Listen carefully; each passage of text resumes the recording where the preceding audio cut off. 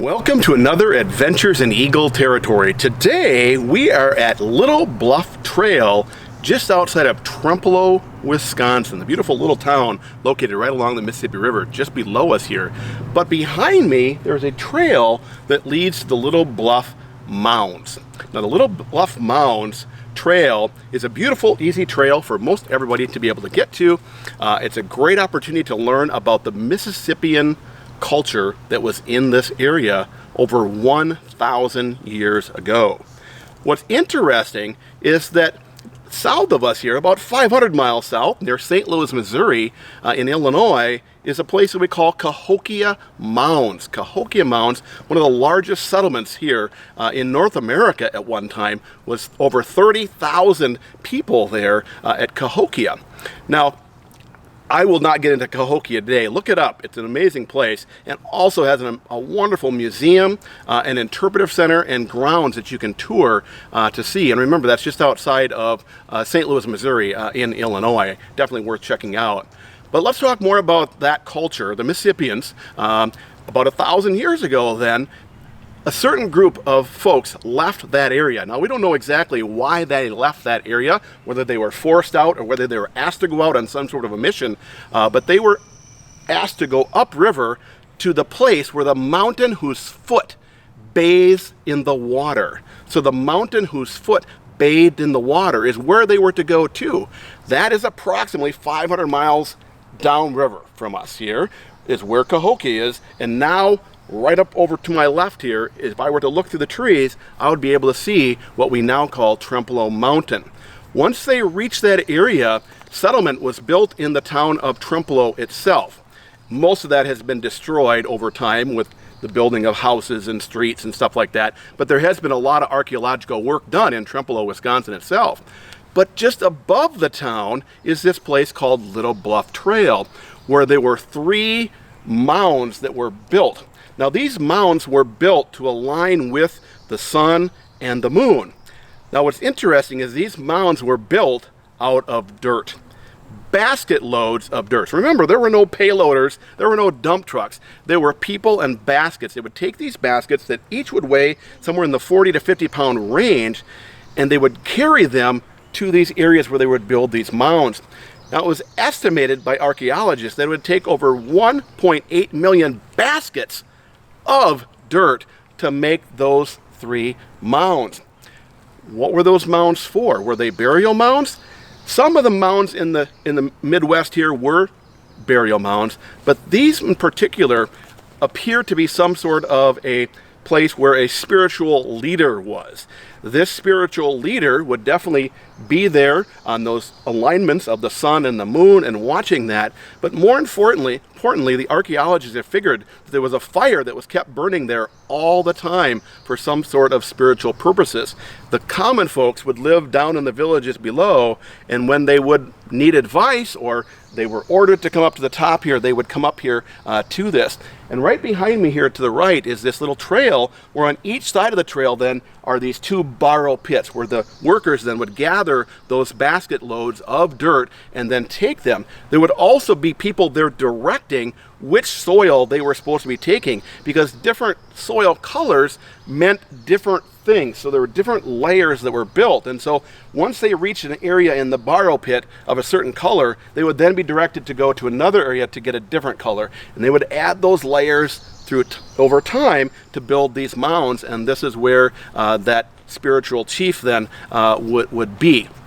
Now, you can visit those today. Unfortunately, most of the mounds in most of the Midwest here have been destroyed through farming, agriculture, forestry practices, building cities, but there are some that are left, and there are a couple of here. Now, one of them, the highest one that was built here, which is where the chief would have been, and the fire that was continually burning would have been, that was destroyed, unfortunately, by the city of Trempealeau many years ago, unaware of what this was for, but they built their water tower there because it was a nice high spot just above the city of Trempealeau itself.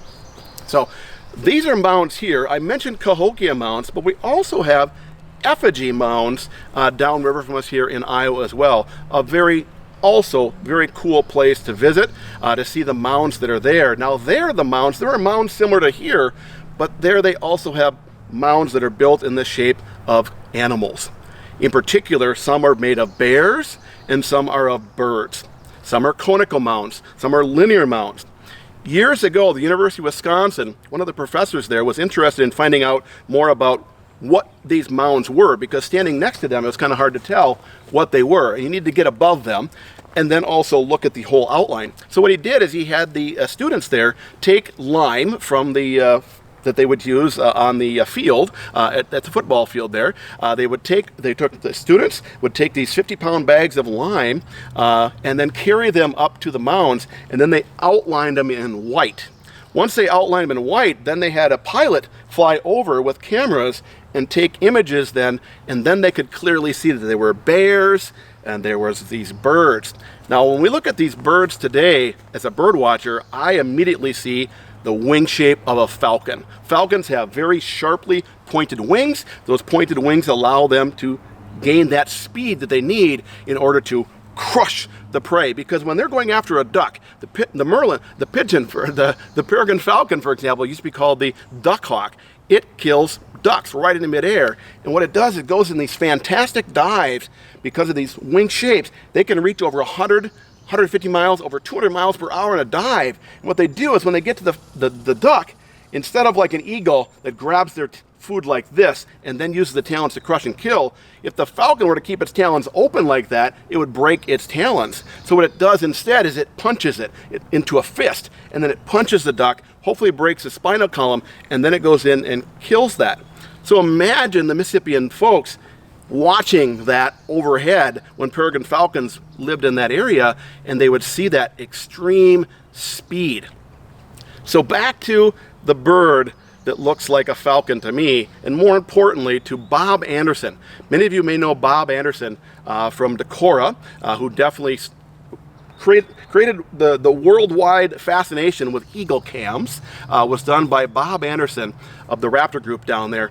And you know, Bob unfortunately passed away a few years ago, and a wonderful man, and he should be known for that.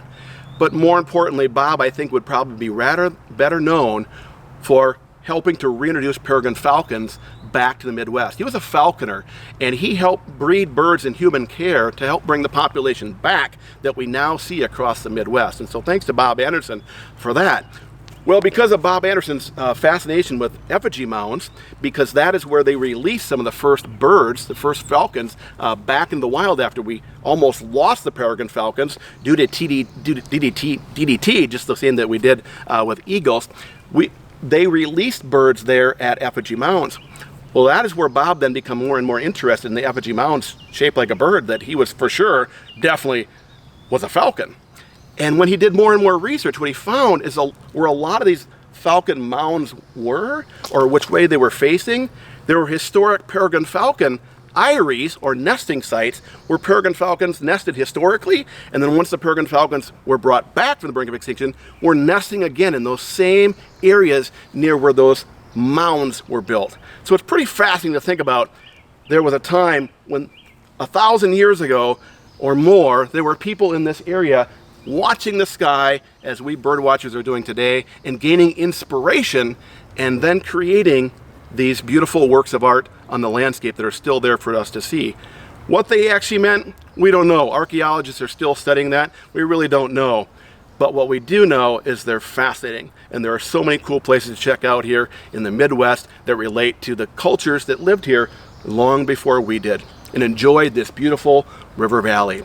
I want to thank you so much for tuning in today to Adventures in Eagle Territory. It is such a beautiful day to be out and about, and I encourage you to do the same. Thank you for tuning in.